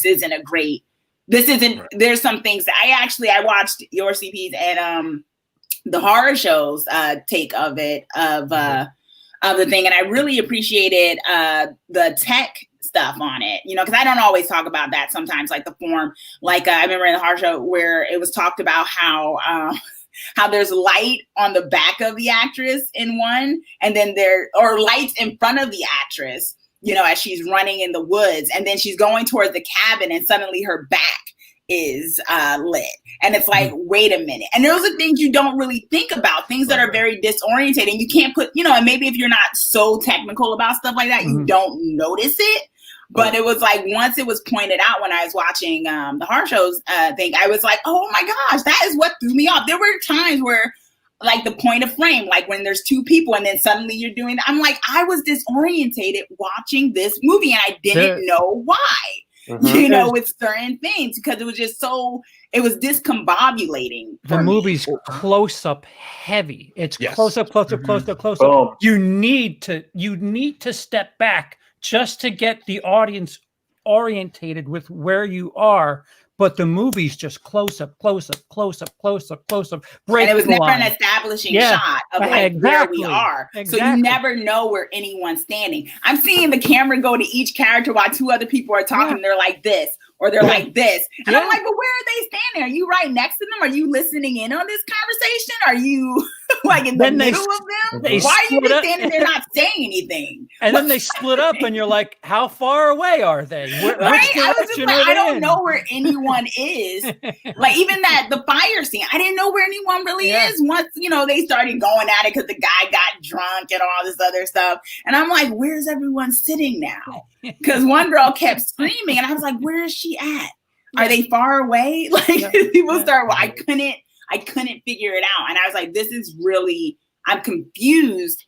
And I was just like, it's really throwing me off. I can't, when you watch something, you want to settle into it because they're supposed to draw you into the world. And I couldn't settle, because each time I was trying to figure out where we were. Yeah. You're constantly like, wait, did that, what is that? No. Oh, wait. Yeah. What? My example of that was when there's like the surgery scene, which fairly well done. Their scope and ambition is impressive. I will give them that. That's not a cheap, easy thing to do. Oh, but the gore on the stomach. Yeah, impressive. But immediately after that, there's the scene where not the main girl, but her friend escapes. But I didn't get the sense that it was her that escaped. I thought it was the guy who just had surgery on him was gone. Yeah. I thought like Jason just walked up and just like taking the dude and just ran. So like when we cut to her suddenly, I was confused because like I was trying to just piece together the information that was being given to me and it just didn't add up. Yeah. That is a first draft that was shown to people that in no way. And that's part of the problem with keeping that echo chamber, that horde of yes people around you. You're not going to be able to fix things if you only want to hear the positives. Right. Or if you just write something off, no one will notice that. That won't matter. If you just write everything off like that, Yeah. Like that, there's something there. Yeah. You just got to figure out where it is. And for fuck's sake, cut that thing in half and the maturity. Cut the cops out. Just cut the cops out. Just the cops. And that was my God, guys. I have to say, like it was more so the illogicality of the scripting more so than anything that pissed me off. Like Cecil attacked it from a stylistic and a technical standpoint. It was from a writing standpoint that it just made me mad with. I mean, okay, we're in New Jersey and we've got these like Southern yokel kind of sheriff and then the weird backwoods bearded guy. As a Jersey person, I have never heard that kind of cop. You're in the wrong part of Jersey. What kind of part of Jersey is that? And I was like, Jersey, where are they? And also like humor that is not landing. Like save me the donut, and he just like stares at the guy for a second. Yeah, and it holds for like 15-20 seconds maybe. I was just like, you're kidding me, right? This is supposed to be funny, but then they also introduce those two laughing idiots with like 5 minutes to go in the film. It's like, who are these people now? The movie's over. Sequence though, that was actually where things kind of picked up for me. I don't know. I like the sequence with the two drunk because that happens sometimes. If people are in the surrounding areas, they run as as cannon fodder. The two drunk guys and the guy being like, you guys need to leave my bar. Once again, I was like, what part of Jersey is this? Because people do not sound like it's. I'm like, where are they? If I didn't know the Friday the 13th franchise, I would not assume they were in Jersey. I just wouldn't. I wouldn't know where. I would be like, this is some place down south or in the bayou. Wait, that wasn't a bar. That was some dude's house, wasn't it? I thought that was a bar. See? I think it was it was like a trailer. I thought it was his trailer. It came out saying they gotta go. It was the bearded guy. It was his trailer. But they were just hanging out as friends. That wasn't a bar. I thought he owned a place and he had people drink. Wow. Yeah, I thought they were sitting out front in like lawn chairs. Yeah. Well, I didn't get that. I was confused. I didn't get that they were friends. And then the guy's got the one car parked out in the grass. I don't even know what that was about. And I'm like, where are they? Why is this car in the grass? There's no parking. There's no driveway. What part of Jersey? But then it was like, and then I was like, I don't know where we are. And that's why I couldn't settle. But I did like that sequence, like when the old bearded guy goes out and he kills him. I was like, okay, this is really a decent setup. Yeah. But it didn't fit in the movie necessarily. But I like the way it went. I like that. You know, where the guy tries to fight him with the, thing, which is kind of a throwback, or whatever, trying to fight somebody. But I like that part, but I guess I was confused on where it happened. Yeah. It just didn't feel like Crystal Lake at all. And that's where, Vinny and Renee and his team, like they lucked out with the location they found, to actually, despite being in California and a little bit in Arizona, to have it look like it was that sort of woodsy campground area. And, that obviously Never Hike is kind of like at the top of the, proverbial totem pole as far as these fan films and stuff like that go. And that's where, like, as the game has been elevated, you have to have that thicker skin, and you need to, maybe because it was the first full-length feature film, feature fan film, and since it's been, 11 years since the last Friday, proper, people, some of the super fans have been less judgmental because they're just so happy to, I had friends who watched it at Roadhouse, it actually screened at a couple actual theaters here in Arizona and in various other places around the country and the world. I don't know how this movie, I don't know how that necessarily works. With a fan film and you're not supposed to profiteer from it, right? And it's maybe they're taking donations at the door or selling food. Probably selling food. That's probably it. Merchandise, or can you do merchandise? I don't.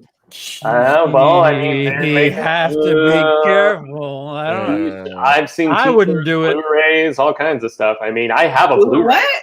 I have a Blu-ray of Never Hike Alone that Vince gave me. So.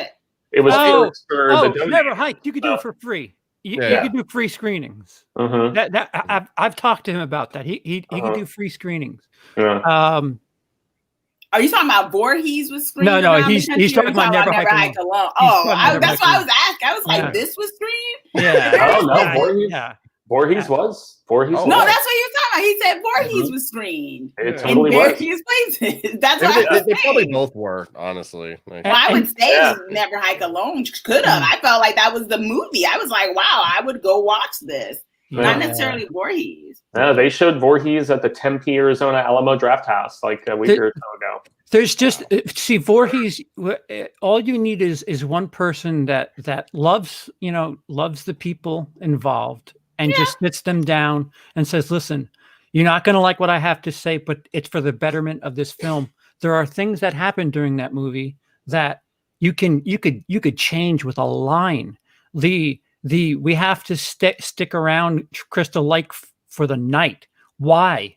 Made no sense. I was like, you're just staying in one spot and the cops are following you? Just have something where they're like, listen to the radio where they're closing off a certain amount of highway, so they're stuck in a circle, so they have to wait.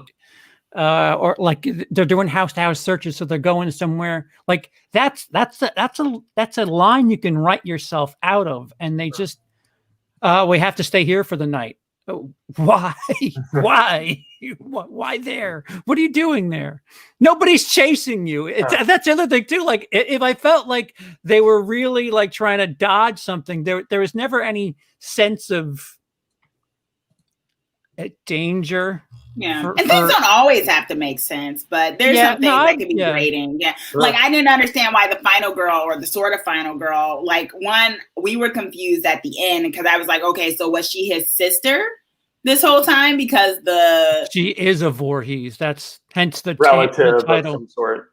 She's the baby from Jason Goes to Hell.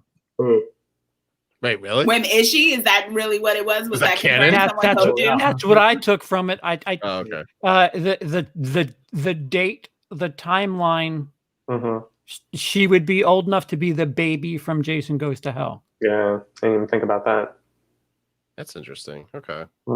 And her last name is like really. I mean, I guess some people like Jason Goes to Hell, but if you're going to use one to do the twist with, why that one? I guess is my question. It's a ballsy decision to go with that one. I'll give him that. You don't have what you don't do is you don't have a Deus Ex Machina with Pamela suddenly using the Force to tell Jason to not kill her. It was so. I was like, oh no, what is this? This is not. Okay, you can kind of do that though, because there's been, one of my faves is part 7 of where there's telekinesis and crazy stuff going on. It just has to be established earlier than a grindhouse kind of feel or whatever, where everything seems gritty and people are punching each other, and then suddenly there's supernatural elements aside from just Jason popping out of the water.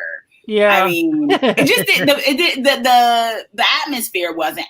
The other thing I was confused about was why they kidnapped her in the first place. Because the question was, but she didn't go to work that day.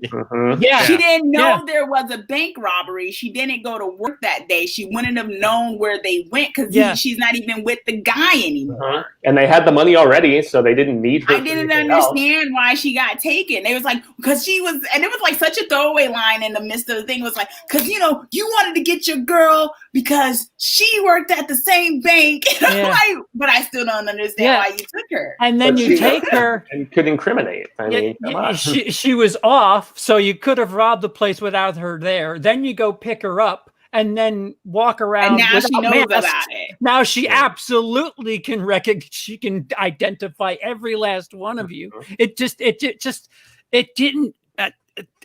There's so much that just needed a once over. Where it was just like, I think the thing that bugged me was they kept saying like, "Look, guys, we just need to get through till morning. Once it's morning, the heat is off and we're fine." I'm like, is this a video game where you just like you walk away from the cops for a few minutes and like they just forget that you? It's GTA. Just let our stars die off. We'll be all right. Exactly. And, again, the ambition, the scale, like. Did they shoot this over a weekend, over a few months? Like that? They did multiple shoots. They got snowed out at one particular point. I mean, it was like setback after setback. So, I mean, I tried to be diplomatic and be like, look, even if I didn't enjoy this, really, props for getting a film done because there's a lot of people who struggle in that regard. As a twice over failed filmmaker, I have to give credit to them. They made a movie. They've done more than I have. So that the victory is always completing the film, no matter what that how people whatever the artistic project is, always just finishing it is a thing. Regardless of how people feel about it, the fact that you set a goal, you went out, you did something, you made it start to finish, however people feel about it, that is an achievement. And kudos for that. And that's where my compliments end. Like that's about it. I keep almost wanting to say this, but I keep forgetting. And like the Never Hike Alone guy, what's his name? Vinny is Vince. Yeah. First of all, he just sounds like a good dude because you guys always talking about him. But also, he took notes. Like the one thing that I walked away from Never Hike Alone being like that was odd was how loud Jason's footsteps were, and it wasn't bad. It was just like kind of distracting here and there. But then you watch Never Hike in the Snow, and that's not a thing at all. So it's like he took the note. Like So you guys should be able to do that too. Dude, I had 3 notes from some. I don't think it was Never Hike Alone, but it might have been his music video or Snow. And one of them I just didn't agree with, which was that was fine.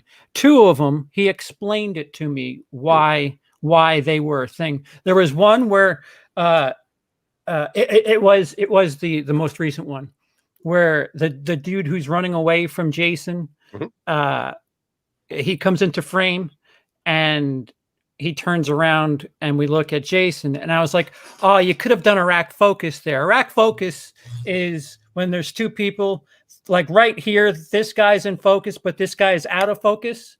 Jason was back here and the guy who was being chased was here. He was in focus.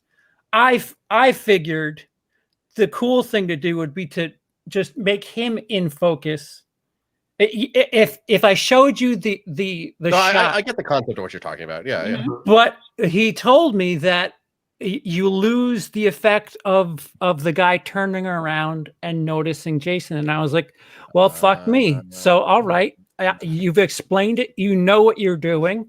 It makes more sense that way. Okay. There you go. You know what the answer to that is? You shoot it twice and you kind of like do like a split thing down the middle. It's like, so you leave him in focus, but then this one on the left where Jason is, you leave out of focus, but then you bring that one in focus so you could still get his react. Whatever. I'm going off on. Okay. No. But the fact of the matter was he knew, like, he was prepared for. Yeah, he knew why he did it. Yeah. There was a reason. Not just, oh, that looked cool, but like, oh no, I have a reason for why I wanted it to be that way. He made a conscious choice. Right. A director. He was a filmmaker. He directed it. Yeah. Well, we went 2 hours. Anything else before we wrap up for the week?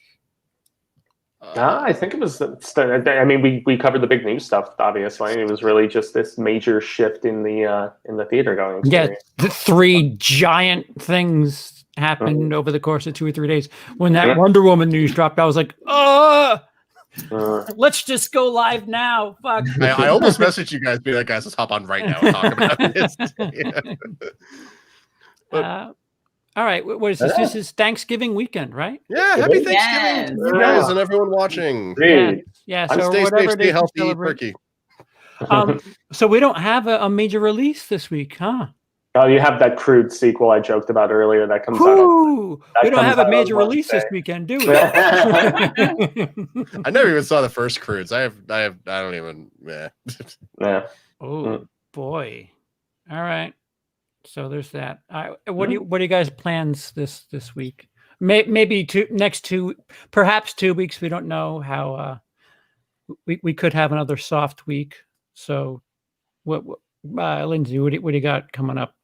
Still working on the Dinesh video, although I'm also very tempted by this Zack Snyder trailer, the cut of the Avengers. I might, just to get my head out of the Dinesh thing, I might take a whack at that just for fun and just see what happens.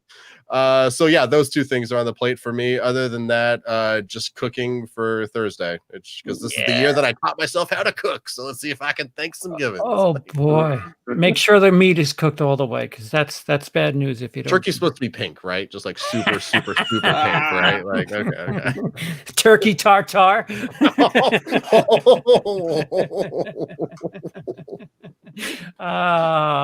Fuego. So I did a review in the midst of the Phoenix Film Festival of the most recent episode of The Mandalorian, which was awesome, and did some extensive furthering of where they're presumably going to go with the storytelling. I thought that was pretty dope. Very good episode. Isn't Gina Carano in it? She comes back, as does Carl Weathers, who also directs the episode and does a pretty damn good job, I gotta say. And they're gonna have to figure out something to do with her. I would assume. Yeah. But on a happy note, that shot of the speeder bikes going over, that was dope. Like that whole chase was just thrilling, man. I mean, I had so much fun with that. It was great action. Baby Yoda, like puking up all the little blue macaroons or whatever that he stole from that kid. There was some. It was that nice balance of goofy and like action packed, and thankfully story progression too. So I saw there was a lot of uproar from Twitter in the let's be offended section of people, but I kind of understood it a little bit, where some people were dealing with. It wasn't just, I don't want to get in trouble for saying that. It wasn't just that. Some people were just like that, but other people were talking about, effects of genocide and stuff like that. And they felt like that him eating certain things were, Oh yeah, that was sensitive. They're still pissed a couple weeks ago, as I was too. But frog baby. Yeah, with him eating the frog ladies, little chillins. But you know what they say, you stick around long enough, you turn yourself from a hero to a villain. So that's what's happened with Baby Yoda. Now he's a villain. Well, I also people haven't talked about this, or maybe I just haven't seen it. Like in the following episode, after he eats all the eggs, he sees an egg hatch, and he's like fascinated by the little creature that comes out. And I'm like, does he want to eat it, or is he just like, oh, life? And he's just like learning as he's growing. And I like how it's ambiguous. We don't know if he was trying to eat the hatched baby or if he was just fascinated by it. I thought that was interesting storytelling. Yeah, with his eating habits, I would imagine he's just a hungry little asshole. But he does like frogs. Sorry. And isn't there also a petition to get that woman canceled? That woman, to get her kicked off of the show. Yeah, probably. Oh, it was because of some of her political standings, but yeah, she was a little loud about. A little bit of a bigot. A little bit, wee bit. But aside from Keeping Up with Mando, there's going to be some reviews coming out from the Phoenix Film Festival. Uncle Frank is one that I watched, which was about a gay man coming out to his family in the 70s. I got Paul Bettany and Sophia. Oh goodness, the girl who was in she was in the It movie, played Bevy, little redhead girl. So so Sophia Lillis maybe is her name. I can't think. You would know better than me. Yeah. So I've got that on deck with some other stuff, and there's a couple horror entries coming out this week. Death Summer is one that I'm curious to check out. There's Girl with Bella Thorne, and also the new Ron Howard is finally being released, even if it's not getting the best reviews. Hillbilly Elegy comes out on Netflix tomorrow. I saw people getting a lot of bad reviews for that. Oh yeah, it's getting slogged, and they were saying Oscar contender initially with Glenn Close and Amy Adams and stuff, but maybe not. So yeah, there's still hey, if you don't feel like going to a theater or don't have the ability to, there's a ton of cool streaming stuff coming this week. So Chauncey. Well, I watched this new movie from DevilWorks Pictures called Beast Mode, and it actually it was actually really good. I actually really enjoyed it. It comes out on video on demand December 1st, and it's actually like an 80s throwback. It has like a lot of who's who of like the 80s. Like, I'm just looking at it. C. Thomas Howell from The Outsiders, who leads it. Ray Wise, Jeepers Creepers 2, which I just watched last week, and I love him. I love Ray Wise. I love, like, pretty much when he appears in something, I think it improves.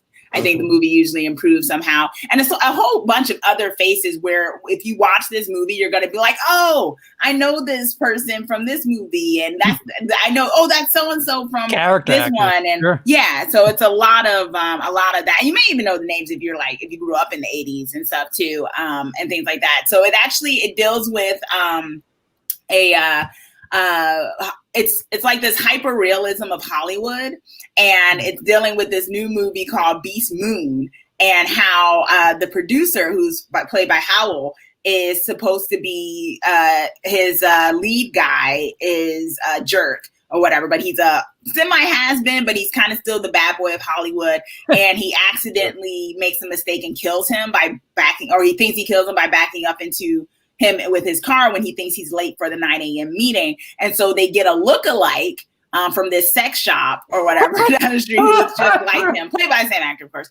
And they get this lotion from like the Amazons that if you put it on, it gets rid of all your blemishes and stuff. But if you have really negative tendencies, you actually turn into a monster. So it's beast mode, and it deals with the idea. And the jokes are like, everyone in Hollywood's a monster, or everyone in Hollywood has got some bad tendencies. So it's making fun of the Hollywood culture in a very funny way. It's actually a very funny movie, but it actually has some really cool gore and other things about it. So it comes out on December 1st, and I'll have a spoiler-free review of that this week. And then also I finally watched The Cleansing Hour, which was that Shudder movie that came out last year, and I wanted to do a review about that because when it's streaming, it's always available to people. So sure. I'm curious your thoughts on that, because I actually really dug it. We reviewed it a couple weeks ago, if I remember correctly. But I didn't hate it. I thought it was one of the better Exorcist type movies that I've seen in a while or ever, to be honest, with the way they integrated technology with it. I mean, I think the whole YouTube type culture that we have. Like, what if there was a guy who was doing exorcisms like on a YouTube platform? And I was just like, this is ingenious. Like, I love it. So I really enjoy that. I like when stuff is meta. So they just like start playing like a YouTube video with like audio from that, like does the exorcism or something?